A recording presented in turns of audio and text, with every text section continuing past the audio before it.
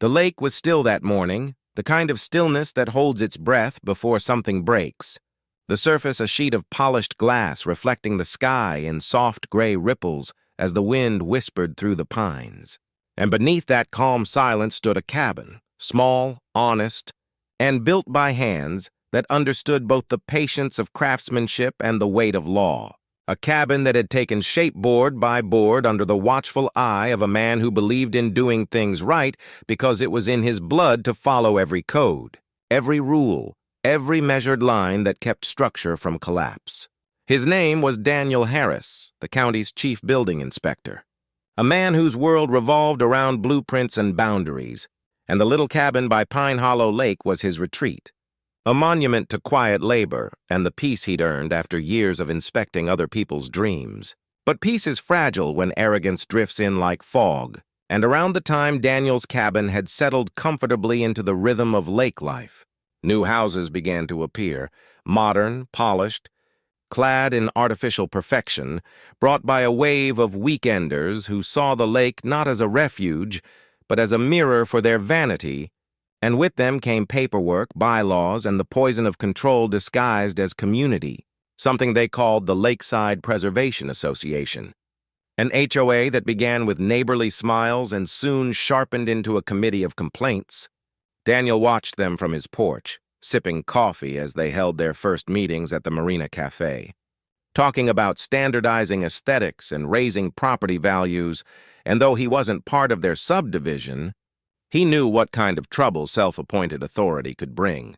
Still, he ignored it, choosing the calm of the water over the noise of their ambition, until one day a letter arrived, crisp white envelope, heavy with pretension, telling him that his cabin's natural wood tone clashed with the lakeside color palette and instructing him to repaint it to match the HOA's approved shades of gray and beige.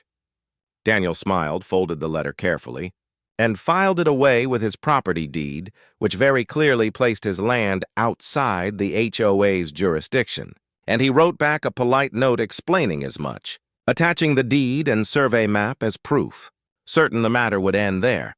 But arrogance rarely listens to reason, and soon another letter came, this one less friendly, accusing him of shoreline encroachment and failure to maintain community standards. And though Daniel could have crushed their argument instantly with a single legal citation, he decided instead to wait, curious to see just how far they'd go. Over the following weeks, he began to notice the subtle signs of intrusion. Golf carts idling at the end of his gravel drive, figures taking photographs with long lenses, the faint sound of measuring tape snapping against wooden posts. He approached one of them once, a man in a collared shirt with the HOA logo embroidered above his chest pocket, clipboard in hand, and asked what business he had there, to which the man replied with the condescension of false authority that he was documenting violations for review. Daniel simply told him that he was trespassing on private property, that the sheriff's office would be very interested to hear about it, and the man retreated, though not without muttering that the association would be hearing about this. Daniel knew that sort of threat, the type that relies on fear instead of fact, and he brushed it off, returning to his cabin and its quiet heartbeat of wind and water. Yet somewhere beneath the surface, a storm was forming, one that would tear away more than timber and nails. The storm announced itself one Friday afternoon, when Daniel drove up the winding road to the lake after a week of inspections. Expecting quiet, but finding silence of a different kind, the heavy echoing emptiness that follows violence. The trees leaned slightly in the breeze, but where his cabin had stood, there was only a raw scar of earth, a patchwork of tire tracks, splintered boards, and the ghost outline of a foundation. For a few seconds, he simply stood there, the air thick with dust and disbelief, his mind refusing to accept the absence of the structure he had built with his own hands. A sign staked in the churned soil bore the bright logo of the Lakeside Preservation Association and words printed in officious black. Demolition completed by order of the association for code non-compliance. The absurdity of it pulled the breath from his chest. They had done it. They had actually torn down a fully permitted building on privately owned land, acting as if a committee charter could overrule law itself. Daniel's training took over. Shock gave way to precision. He photographed everything, the debris, the sign, the tire imprints, and then called the sheriff.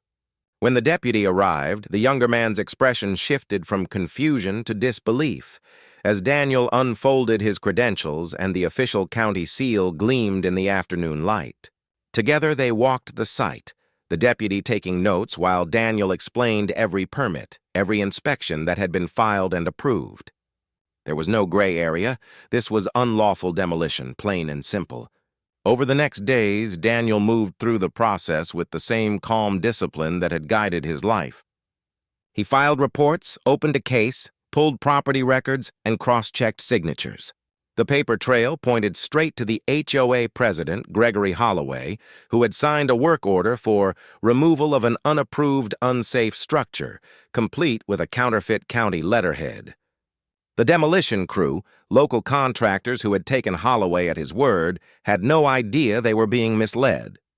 When Daniel met with them, they were mortified, handing over emails and text messages in which Holloway had assured them the county was fully aware. Each new document tightened the net. Then came the meeting. The association gathered in the Lakeside clubhouse, the air perfumed with self-importance and fresh coffee. Daniel entered quietly, the echo of his footsteps cutting through the chatter. At the front, Holloway spoke of beautification and progress, oblivious to the presence of the man whose home they had erased. When Daniel finally spoke, the room stilled. He asked evenly which of them had authorized demolition on Lot 14B. Holloway smiled the practiced smile of a man who thinks paperwork makes him invincible.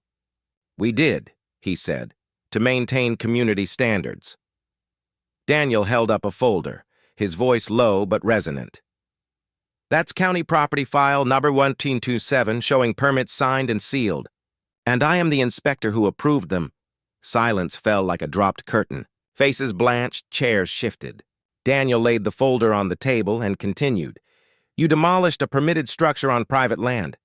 The county and the state will treat this as criminal destruction of property and fraudulent misrepresentation of authority." He didn't need to raise his voice. The authority in it was colder than anger. Within a week, stop work orders froze every ongoing project the HOA had touched. Investigators arrived with clipboards and cameras. The district attorney reviewed the evidence, her verdict decisive. Prosecution would proceed. Holloway and 2 board members were charged, and the contractors were cleared after full cooperation. The community's illusion of power collapsed under the weight of real law. When judgment finally came, Daniel received full restitution, enough to rebuild, and more importantly, the public record that set the truth straight.